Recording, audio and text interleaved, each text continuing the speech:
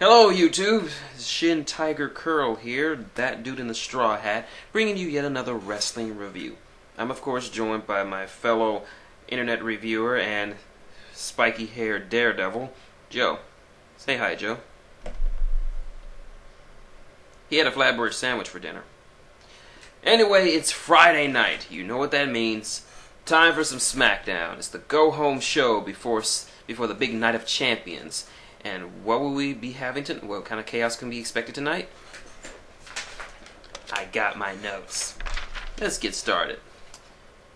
And for those who don't know, now you know, Edge makes his return to SmackDown, as he's been slated to bring back his show, The Cutting Edge, where he will interview both Mark Henry and the World Heavyweight Champion Randy Orton before that match at Night of Champions. Sad, he talks about how great it is to be back, and we enjoy having him back, and about all of his work that he's been doing lately away from the ring. But he does say that he misses the ring. The ring and everyone else misses you too, Edge. But his stroll down memory lane is cut short by the arrival of Dr. Doom, Cody Rhodes, and his baggers. He talks about how Edge is being the ultimate opportunist, and how his career is pretty much over, and why is he still there. Edge counters by saying that he's going to leave the ring because Cody Rhodes is so damn boring, he'll put him to sleep. As he's walking away, Cody is ranting and railing, telling everyone and pointing out specific people who deserve bags, until he's laid out by someone in a bag. And you won't believe who it is. Ted Boring. That's right. Ted DiBiase, and he came back to a hell of a good pop, and he lays out Cody Rhodes, beats up the baggers, and attempts to put a bag over Cody Rhodes' head, but the Dr. Doom escapes. I think this is the first time that we've ever seen Ted Jr. actually be over with the crowd. I mean, before he was just boring. Now someone lit a fire up his ass, so I'm glad for him. First matchup, return matchup. Mal Sin Cara, Evil Sin Cara for those who don't speak Spanish, versus Daniel Bryan. This is a damn good match. The two of them just ratcheted up to 11. They were just doing stiff shots after stiff shots. Hell, even Michael Cole, Daniel Bryan's most vehement hater and spewer of venom for all that are vegan, was actually giving props to Daniel Bryan's new aggressive streak. This was a very aggressive matchup. Sadly, we have a foobar ending as Evil Sin Cara puts Daniel Bryan in the Tree of Woe and starts pounding on his head while the ref counts to 5. And of course, you know, he got disqualified. That doesn't stop him from continuing the beatdown on Mr. Money in the Bank until he's saved by... Wait. Sin Cara? That's right. Mystico, the original Sin Cara, makes his return to confront his evil doppelganger. So, in the ring, we have dos caras. Bueno Sin Cara, malo Sin Cara. There can only be uno Sin Cara. So there's that. We got that feud going down the line. Next up, Beth Phoenix takes on AJ. That's right, AJ from NXT. And she literally gets dominated. AJ, I mean. This was a squash match to prepare for her match against Kelly Kelly. You see, but unlike Kelly Kelly's match, this was against a wrestler. Not against a manager, someone who doesn't belong in the ring. Unlike someone I could name. I'm looking at you, Kelly Kelly.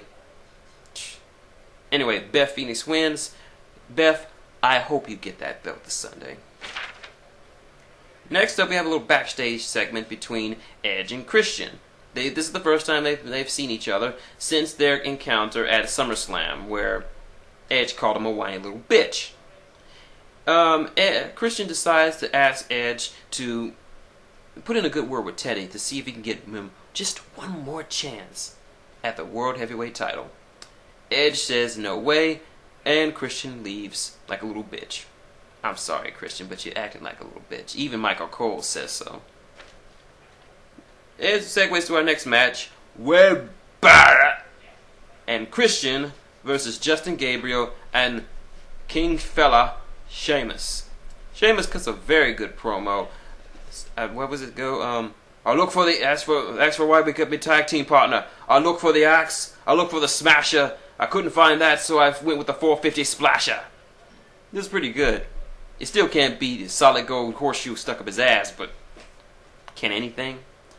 But this was a very good. It was a very good tag team match. Justin Gabriel continues to look very impressive in the ring, and this further cements the feud, sort of three-way feud between Sheamus, Barrett, and Christian.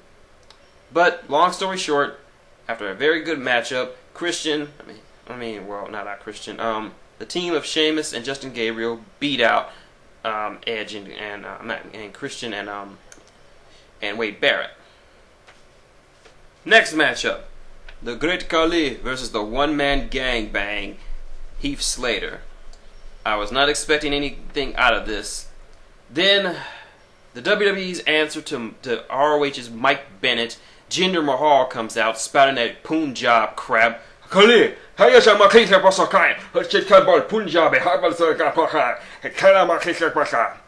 know what the fuck he said. But anyway, Jinder decides to get in the ring, and he and Heath decide to beat down on Great Khali. Fubar ending. Khali fights him off and beats the crap out of Heath Slater. Pointless match. Next match. Evan Airborne, representing the Born Kings, I'm not calling them Air Boom, versus R-Truth, as he and his partner The Miz come out singing his new remix theme song, You Suck.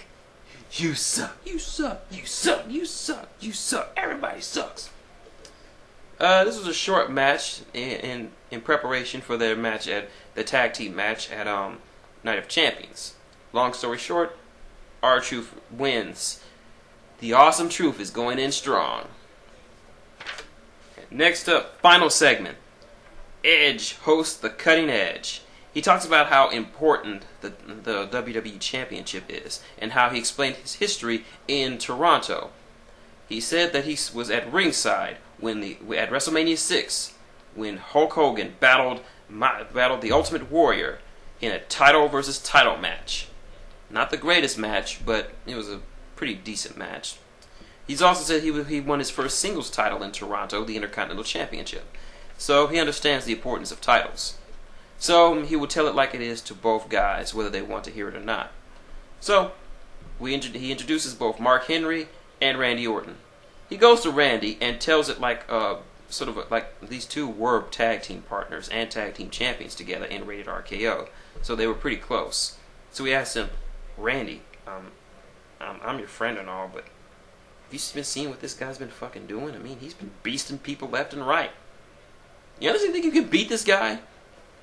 And Randy says, of course, he doesn't think he can beat him. He knows he can beat him.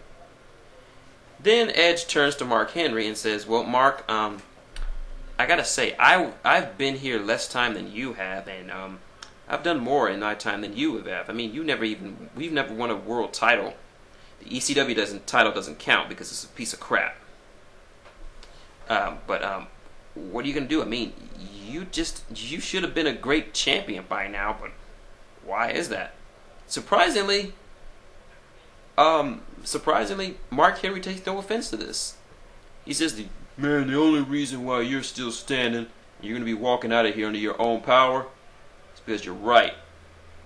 Mark Henry goes on to say how he had to watch for 15 years while guys smaller than him and weaker than him went on to become world champion.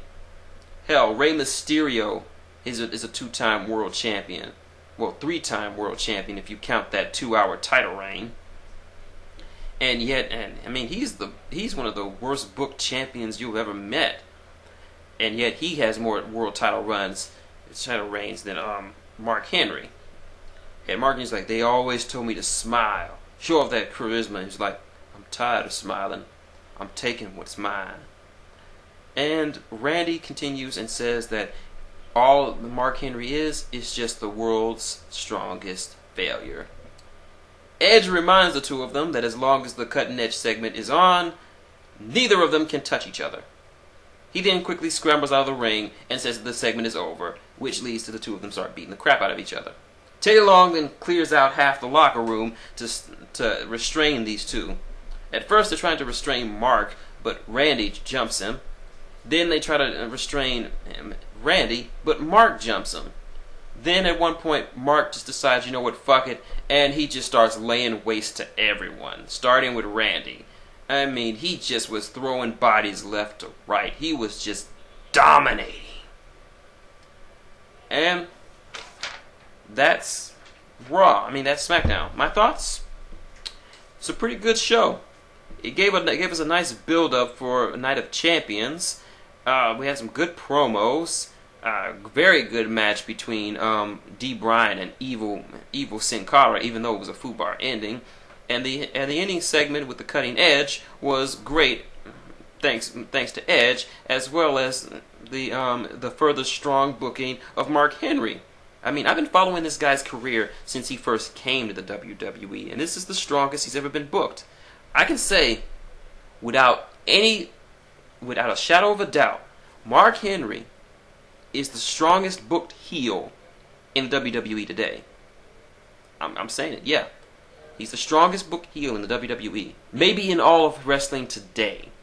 Because he has been unstoppable. I mean, Ezekiel Jackson may call himself the personification of domination, but Mark Henry really is the personification of domination. And honestly, I don't see Randy Orton walking out of Night of Champions with that belt, at least clean. So I don't know what's gonna happen, but if the WWE wants to finally give Mark Henry his belt, I'm all for it. I like this Mark Henry. This is the Mark Henry we should have been seeing 15 years ago. But yeah, that's SmackDown. Tune in Sunday when I will be doing a special Night of Champions review, as I will be joined by a few of my friends, hopefully, and we will do a joint review. The last time we attempted a joint review, it kind of got fucked up. So hopefully this time it'll be a lot better. So until then, it's a shintigercurl, that dude in the straw hat, and Joe, saying good night and wrestle on.